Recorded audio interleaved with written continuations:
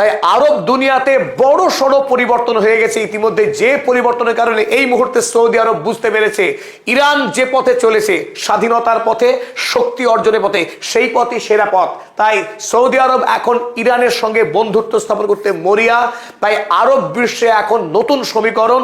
গোটা আরব দুনিয়াতে নিঃসন্দেহে সৌদি আরব সবচাইতে শক্তিশালী রাষ্ট্র, আর এই সৌদি আরবের কাছেই গোটা পৃথিবীর অর্থনীতি নির্ভরশীল। গোটা পৃথিবীতে সৌদি আরব এখনো পর্যন্ত সর্ববৃহৎ তেল রপ্তানিকারক রাষ্ট্র, আর তেলই এখনো বর্তমান সভ্যতার প্রাণ। তাই যে দেশের হাতে তেল, সেই দেশের হাতে শক্তি। তাই বর্তমানে সৌদি আরব আর আমেরিকা নয়, বরং ইরান, চীন এবং রাশিয়া এই জোটের সঙ্গে বন্ধুত্ব স্থাপন করে আমেরিকার বিরুদ্ধে রুখে দাঁড়ানোর সাহস দেখিয়েছে। আর এতেই গোটা পৃথিবীর ভূ রাজনীতিতে একটা বড় সড়ো পরিবর্তন ঘটে গেল। আর চলুন এবার আপনাদেরকে একটু প্রমাণ দিই যে খবর আমরা বলছি সৌদি আরব আমেরিকাকে সপানে থাপ্পড় মেরেছে, সেই খবর আমেরিকার মিডিয়া হাউস এনবিসি, প্রকাণ্ড জাইগান্টিক একটা মিডিয়া হাউস, তারা কি লিখেছে চলো দেখে নিই। Trump's abrupt U-turn on a plan to reopen the straight of Hormuz came after backlash from allies.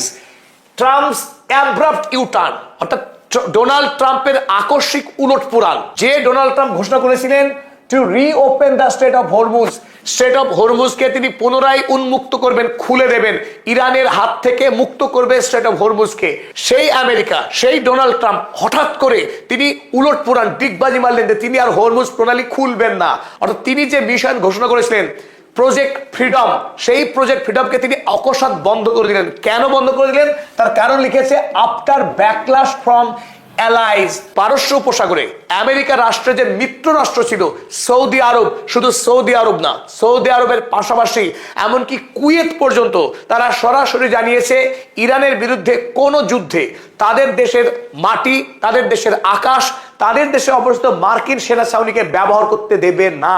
আর শুধু এখানেই থেমে থাকেনি, সৌদি আরব বরং আরো কয়েক ধাপ এগিয়ে বাধ্য করেছে ডোনাল্ড ট্রাম্পকে ইরানের বিরুদ্ধে সমস্ত যুদ্ধ বন্ধ করতে। আর এই কারণেই ডোনাল্ড ট্রাম্প বাধ্য হয়ে শেষ পর্যন্ত তিনি তার অপারেশন এপিক ফিউরি এবং তার প্রজেক্ট ফ্রিডমকে বন্ধ করতে বাধ্য হলেন। আরো বিস্তারিত লেখা হয়েছে এখানে, সৌদি আরাবিয়া আ কি গালফ অ্যালাই। সৌদি আরব কি গালফ এলায়, আমেরিকা যুক্তরাষ্ট্রের পারস্য উপসাগরীয় সব থেকে মিত্র দেশ সেই Saudi Arab suspended the US military's ability, আমেরিকার সৈন্যবাহিনীর অধিকারকে বাতিল করে দিয়েছে, খারিজ করে দিয়েছে, to use its bases and air space. আমেরিকার সৌদি আরবে থাকা যে সমস্ত সামরিক সেনা ছাউনি এবং সৌদি আরবের যে আকাশ সীমা, সেই আকাশ সীমা ব্যবহারের অনুমতিকে বাতিল করে দিয়েছে Saudi Arab to carry out the operation.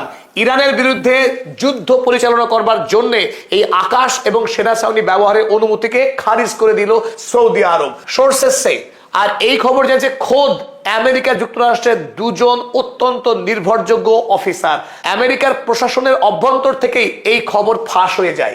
Jerusalem post, ইসরায়েলের খবরের কাগজ, যে ইসরায়েল বলার অপেক্ষা রাখে না কতটা মরিয়া হয়ে ইরানের বিরুদ্ধে যুদ্ধ চাইছিল, সেই ইসরায়েলের খবরের কাগজ লিখছে Saudi Arabia denied US access to air space.